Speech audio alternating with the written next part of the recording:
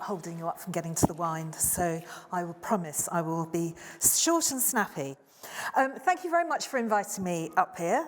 It's really lovely to see you, and I've enjoyed everyone I've spoken to, so if you haven't spoken to me, you're going to have to get in touch afterwards, aren't you? So I'm going to do a broad brush approach on where is recovery coming from, what do we think this year is going to look like, and what are we doing to grow value. So, let me check where we are. So, how important is tourism? It's one of our most successful export industries. It supports business, jobs, and growth right across nations and regions. And during the last couple of years, it has lost £147 billion. So you think of the scale of the hole we are trying to make up coming out.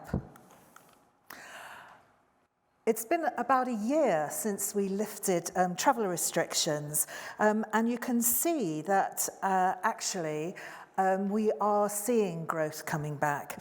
I don't assume that because you're open they will come. There's been a lot of activity going on both by ourselves and Visit Scotland and all the businesses I'm sure in this room. But last year we saw £26 billion spent by inbound visitors. Pre-COVID it was about 28 billion, so a good sign of recovery. And we're seeing value track as higher than visitor numbers. So if I'm talking about sustainability, that's what we're really driving for, more value rather than more visitors. So we, and indeed Visit Scotland, are absolutely focused on growing value, extending the season, and increasing regional spread.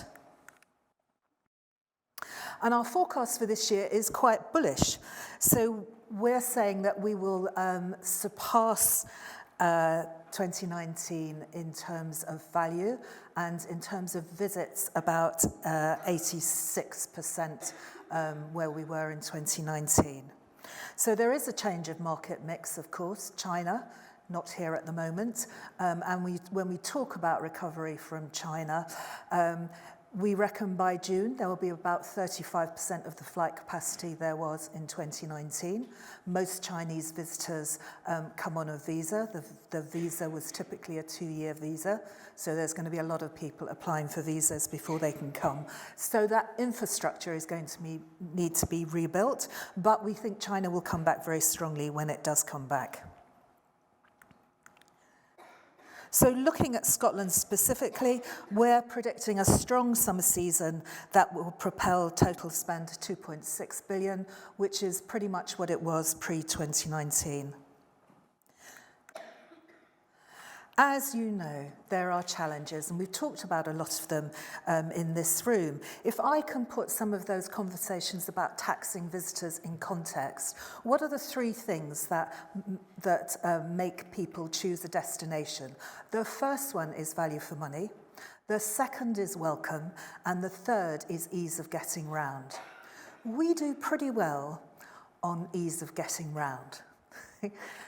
We're not seen as terribly welcoming. Now, people, when they come, change that perception, but a perception from overseas is that we're not terribly welcoming, and you'll see in our campaigns, we really try to get over that personal sense of welcome.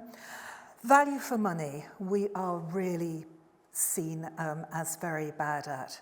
And I think that is a continuing worry, isn't it? Our visa cost is high. We have air passenger duty that's supposed to be a green tax. We have 20% VAT, and that is a starter for international visitors before you start laying on other layers of taxation. And we are in a competitive environment. We're competing with other tourist boards, let's not mention Ireland here, who are much better funded than the rest of the UK. So it's not a case that if you open the doors, people will come. People make choices. And our big attraction internationally is our history and our heritage. It has real cut-through, but it's a bit of a double-edged sword, as other history and heritage destinations will say, because it was the same 50 years ago, and it will be the same 50 years in the future. And so what we have to do is drive visits now. I'm just going to talk a bit about domestic because we have been doing consumer sentiment research since the start of COVID. And of course, it started off looking at people's perceptions about what would they travel, what sort of protective measures did they want to see. And then as time has gone on, you'll not be surprised to know that the cost of living crisis has sort of crept through there. So we've kept it going. What that tells us is that people are more inclined to travel to stay domestically than travel internationally. Interestingly, I had a conversation with Airbnb yesterday who said their data absolutely supports that outbound is soft for them. So that's good news. But that trend is slowing down a bit. So people are getting more thinking that they might go overseas. So that's a good basis for boosting domestic this year. Scotland is one of the top destinations being considered for a domestic trip, and when we look at the activities people want to do, you can see that all those things there you can do in Edinburgh. When you look at how cost of living will impact on people's travel and destination choice, what people are saying to us is that their holiday they will hang on to, but they will economise within that. They'll go for cheaper accommodation, they'll go a different sort of food, and they'll try and keep costs down within that. I think the more challenging is the data on attractions and days out, because people are saying about a third of people say they will cut the number of days out that they will do. So it's not a question of economising when you get there, which I know is already a trend. It's a case of we won't do so many day trips. So what are we doing to boost tourism? Well, as I've said, we're focused on driving value. So as we come out of come into the recovery, we've been looking at which markets are coming back most quickly and really investing on those. And a lot of people have said to me the recovery is driven by the Americans, and I wouldn't disagree with that. And the last official stats, so these are 6 months out of date, as official stats always are, but it showed America 40% up in value on pre-COVID. So absolutely, that American market is really important. And we've also gone into Europe, so France and Germany and Spain, and we are just starting to pivot and to look at going into GCC. So this tells you a bit about the campaign. So it's a Welcome to Britain campaign. We're just about to launch our new campaign. We have a dedicated American campaign, so it's different from the European and the GCC one, and we're launching in a couple of weeks. And overall, that's about a £24 million campaign, which we will then work with commercial partners to boost. So a big slug of that, if I could put it in those terms, is in the American market.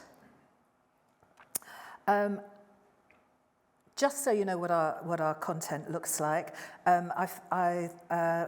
we had a short video that we did on Edinburgh last year, which I thought it might be interesting for you to see. So if you remember those key messages I've said, we want to go over welcome, see another side of Britain, and also you need to come now. You come to Edinburgh, it's class. I'm Gareth Waugh, and I'm a stand-up comedian from Edinburgh, which I think we can all agree is hilarious.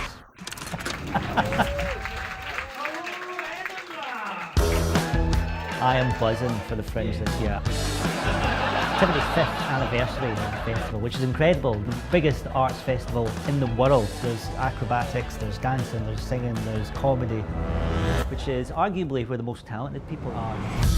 The vibe is amazing, the whole city comes alive, and it feels electric. Our independent restaurants are unbelievable. Oh, that's pretty good.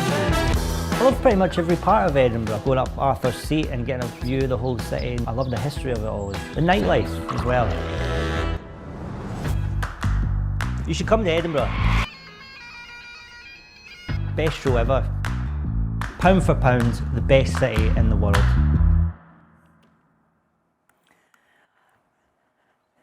That's about the promotion, that's about encouraging people to come, but it's also really important to make sure that Scotland is sold in international markets. We operate in 22 international markets. I've got teams abroad, and their role is to work with the travel trade, to organise trade missions in market, to bring buyers over to Scotland so that they can see the product and engage directly. Just last week, we had trade buyers from South Korea, Japan, Australia, and China. And we will follow that up and make sure that we see those programs increasing in those markets. And then we also work in trade events in those markets, so ITBM, which is just coming up, which is a big German show. We're taking a number of suppliers over, and I know there's a cohort of Scottish suppliers joining us on the stand. So it's not just the sizzle, it's the sausage as well. And I think I'll end there.